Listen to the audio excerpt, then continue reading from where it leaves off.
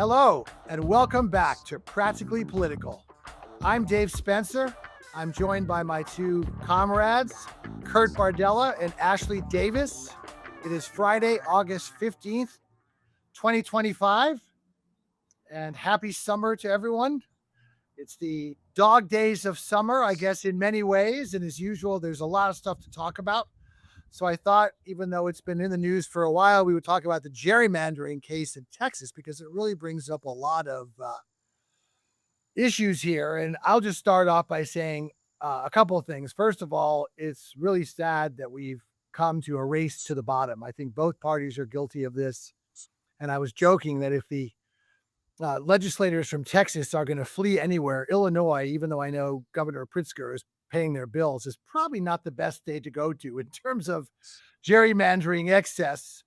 Also, I think it's very sad that any rules, for example, it used to be every 10 years, but any modicum of decency, any tradition, any rules are out the window.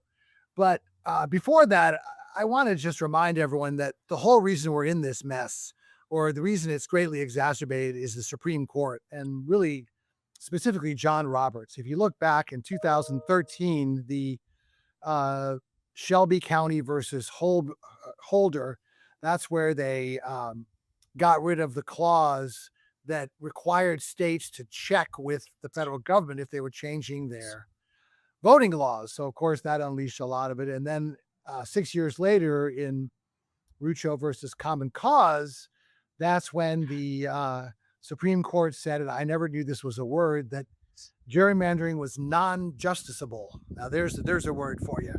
So, yes, both parties are guilty, but the court is, I think, most to blame. So I'd love to hear your thoughts. Why don't we start with you, Kurt? Yeah, I Kurt, mean, there are a can you couple hear of me? components to this. I think Ashley, can one, you hear me? my overriding belief has always been that voters should choose politicians, politicians shouldn't choose voters. Um, I think that we've seen throughout history both parties obviously engage in gerrymandering, and so there are, plenty of sins to go around here. I think what makes this so unique is really the level of which the executive branch is kind of dictating and driving this. I don't remember such an overt partisan gerrymandering being initiated by the White House and directing, uh, you know, in this case, Republicans to begin this arms race, if you will. Um, I tactically completely disagree with what Texas Democrats did. Uh, the I never think it looks good if you're running away from your own state. I'm here in Dallas, and I can tell you, no one here gives a rip what the governor of Illinois thinks. So I don't quite understand that. And ultimately, they're going to end up, as is reported today, coming back to Texas, and this is going to happen, and they're going to have to litigate this in the courts. And so, what was all of this for?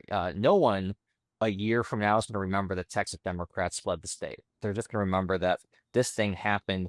Democrats once again are neutered and unable to stop anything, and so they have to resort to glorify publicity stunts to try to show their base that they are standing up to big bad Republicans. And I just think that if you're going to start with failure, with a strategy that leads to failure, um, you cannot expect anyone to rally behind you, and see the world your way. I think what's going on with the district thing is wrong. Anytime you interject this level of partisanship into matters that should be decided strictly by the voters, if they wanted to put forward a map and have the voters vote on it, like, I would be more open to something like that. At least there's some sort of direct voter participation, but just drawing lines however we want. And most of the time, let's remember, so many times we go through all of this and then one court ends up striking it down. It goes through a litigated process. It's not even able to be implemented in time for any election. And so it's kind of a lot of political theater for nothing. The only person who is benefiting from this, really politically, in my opinion, ironically enough, is California Governor Gavin Newsom. Is he really, though? I'm just In, kidding. in the Democratic presidential primary, he sure is. I know. I was Ashley, just kidding yeah, with what do you. you think? Yeah. No, first of all, when I first came to Washington 25 years ago, at least we had the moderate Republicans, moderate Democrats, want to call them blue dogs, whatever you want to call them. The more we gerrymander, and listen, I agree with both of you. This has been a problem on both sides of the aisle. And I do want to throw in there, remember, like Eric Holder spent 10 years of his life doing redistricting around the country. And that was after the court cases. You were exactly right, Dave. But it's not like there hasn't been a chance. But what's going to happen now is Texas, and I agree with you, Kurt, on them leaving Texas, because what they did miss is that vote on that flood money for the victims of the flood. And so that's just going to be tough for them politically. But again, no one's really going to remember it.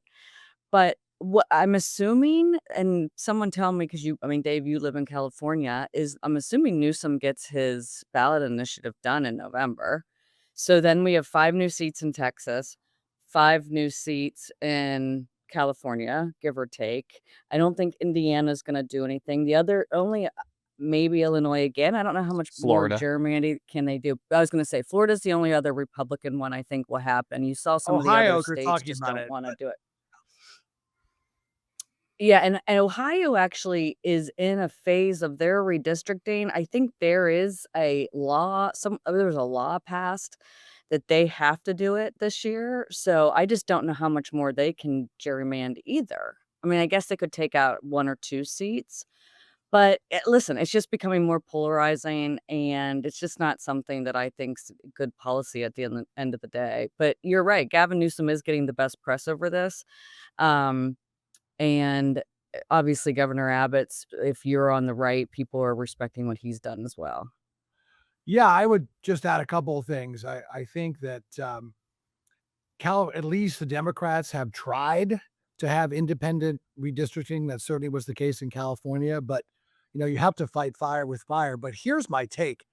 I think that this is an extraordinary amount of hubris on the part of Texas, because this whole thing is based on the mostly Latino, but voters of color that went to Trump in the 2024 election. And it is banking on them, A, staying with Trump and considering where the economy is heading. That's a gamble. And B, turning up for the midterm. So I think in the end, they're going to get maybe 1 or 2 seats if they're lucky. And it could put a lot of other congresspeople that aren't vulnerable. I think It's no Dave fun first, but if I think he was you're going to say put it on other seats, especially when it's not Trump anymore. right, right. So I think that if you're a congressperson who's used to winning by 20 points, and now they're going to say, oh, well, you're still going to win, but it's only by 8 points. And then all of a sudden there's a blue wave, which is not unthinkable in the midterm. So I think we'll revisit, but I think it's going to come back to bite the Republicans. But